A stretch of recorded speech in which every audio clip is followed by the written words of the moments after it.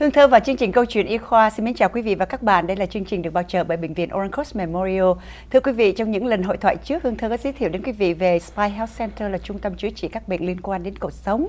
Hôm nay Hương Thơ xin mời quý vị theo dõi phần nói chuyện với những nhân vật cột trụ của trung tâm sức khỏe cột sống, đó là bác sĩ Mikhael.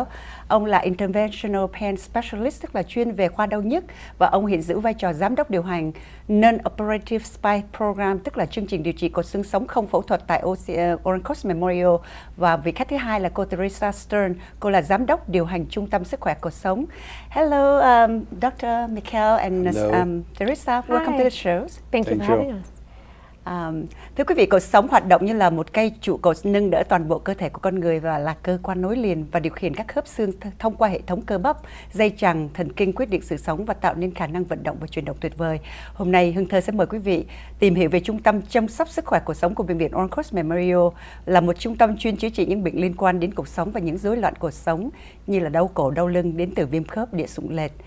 Và một lát nữa đây bác sĩ Mikhael và cô Theresa sẽ cho chúng ta biết thêm. Hello Theresa. First of all, I would like to let our viewer knows about Orange Coast Memorial Spine Health Center. The Orange Coast Memorial Center for Spine Health is a comprehensive, multidisciplinary approach to treating spine pain. We offer non-operative treatment solutions, minimally invasive, and surgical procedures. Vâng, thưa quý vị, Hương Thơ xin tạm dịch câu trả lời của cô Theresa là trung tâm chăm sóc sức khỏe cột sống của Orange Coast Memorial là một chương trình rất là độc đáo, bao gồm một đội ngũ đa ngành sẽ hợp tác với nhau để cung cấp các lựa chọn điều trị không phẫu thuật hay là phẫu thuật ít xâm phạm nếu có, rất là tối thiểu, và cho bệnh nhân có vấn đề nào về cột sống không phải là lo ngại. Và dưới sự hướng dẫn của một đội ngũ lãnh đạo của trung tâm bao gồm các bác sĩ phẫu thuật, bác sĩ liệu pháp, bác sĩ chuyên về đau nhức, patient navigator, có y tá điều hợp và hướng dẫn để bệnh nhân vật lý trị liệu, và cũng như là chuyên gia quang tuyến, và cùng làm việc với nhau để mang đến những điều trị tốt nhất cho vấn đề cột sống của bệnh nhân. I should include more about the imaging and the patient navigator, and we have a whole panel of specialists, right? Correct. Yeah, I should include that too because I work closely with the spine, so I know. Yes. Bây giờ Hương Thơ sẽ hỏi bác sĩ Mikhael về sự phân loại của đau cột sống là gì. Dr. Mikhael, what is characterized as spine pain? Spine pain involves any pain that affects the spine from the neck to the tailbone. So any part of the spine that has any painful condition would be characterized as spine pain. You'll see that in different kind of varieties of diseases at different kind of ages. So you can see spine pain in very young age, secondary to congenital spine diseases. You can see it in middle age related to traumas, possibly early degenerative spine disease. You see it a lot more common as we age with a lot of degenerative changes that happen in the spine, some of the deterioration that happens in the discs. So any factor that affects the spine at any level from the neck down to the tailbone would consider be a spine pain. Vâng, câu trả lời của bác sĩ là rằng tất cả những cơn đau từ cổ cho đến xương cụt, bao gồm vùng cổ, ngực, thắt lưng và xương cùng, và những căn bệnh đau đớn về cột sống thì nó liên quan đến tuổi tác, và những bệnh tật mà càng lớn tuổi thì cái xương chúng ta cũng lão hóa theo. Câu hỏi kế tiếp Hương Thơ sẽ hỏi bác sĩ Mikhael là bệnh nhân sẽ được chẩn đoán và chữa trị như thế nào khi đến với trung tâm sức khỏe cột sống. Dr. Mikhael, how is the patient diagnosed and treated once they come to our center? So the patients, when they come to the center, there is first they communicate with the center, and then we have the intake personnel that takes the history from the patient, direct the patient to the navigator, and the navigator take a full detailed history, and then direct the patients to our triage physicians. The triage physicians take the patient and review the history from previous, see if the patient had any diagnostic tests that was done before, see if there's a diagnosis already being made for the patient. If there's not, and the patient has been living in a chronic pain but nobody addressed that issue, he goes over and do a full exam, and if he feels that he needs diagnostic imaging or other tests to be done, like EMG nerve conduction testing or any other testing that needs to be done to help him with the diagnosis, he'll make the diagnosis, and then from that moment he would pick up the best referrals for that patient to go.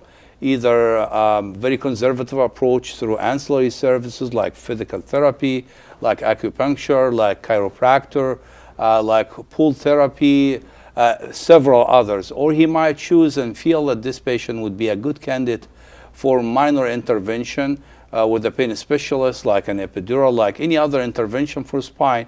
That can be a good resolution for quite some time, since the problem is not a major problem. The triage physician also can see that this patient has factors or signs in his disease that seems to be alarming factors or alarming signs. We call it red flag, that this patient needs to be operated on as soon as possible. The example of that, somebody has progressive weakness and numbness in their legs, losing bladder or bowel control, have a big amount of pain during nighttime with night sweats, certain red flag signs that would alarm that this patient need to be worked up more and surgery need to be. He might also feel that the patient's symptoms exceeds some of the clinical findings, and that pinpoint toward possible infection, pinpoint towards some instability in the spine, and in this case he'll order some diagnostic tests and ask for an emergency consultation with a surgeon, or he might refer the patients to the hospital for evaluation and admission. So the navigator at that time, working to make these steps happen in a very smooth way and connect the dots to get these patients from point A to point B, and respond back and communicate everybody on the team with the status of the patients, so the patient doesn't get lost in the middle and the patient is always aware of what's the next step to be done. Wow, that's long for me to translate, but I try my best to translate everything. Thưa quý vị, khi mà quý vị tới với trung tâm sức khỏe cuộc sống thì bệnh nhân sẽ được một patient navigator, là một người sẽ hướng dẫn điều hợp cho bệnh nhân trong suốt quá trình điều trị, và patient navigator sẽ theo dõi toàn bộ chi tiết bệnh sử. Miễn là không phải trường hợp khẩn cấp thì bệnh nhân sẽ được sắp xếp để gặp một bác sĩ gọi là triage doctor để chuẩn đoán và xem xét các quý vị tình trạng quý vị như thế nào, và họ sẽ làm hẹn cho quý vị chỉ có 2 ngày, just 2 days, right? They can get appointment in 2 days. Within right? 2 days, yes. Và sau khi mà người bác sĩ đầu tiên gặp bác sĩ quý vị và chẩn đoán và phân loại bệnh tình của quý vị liên quan đến cuộc sống, thì sau đó sẽ giới thiệu đến quý vị một phương pháp chăm sóc thích hợp. Nếu mà quý vị bình thường đó thì chỉ có thể làm physical therapy, là cũng như là chăm cứu, tập thể dục hay những cái vật lý trị liệu khác. Mà nếu mà nặng hơn nữa thì họ sẽ gửi tới chương trình gọi là minimal invasive, như là epidural shot.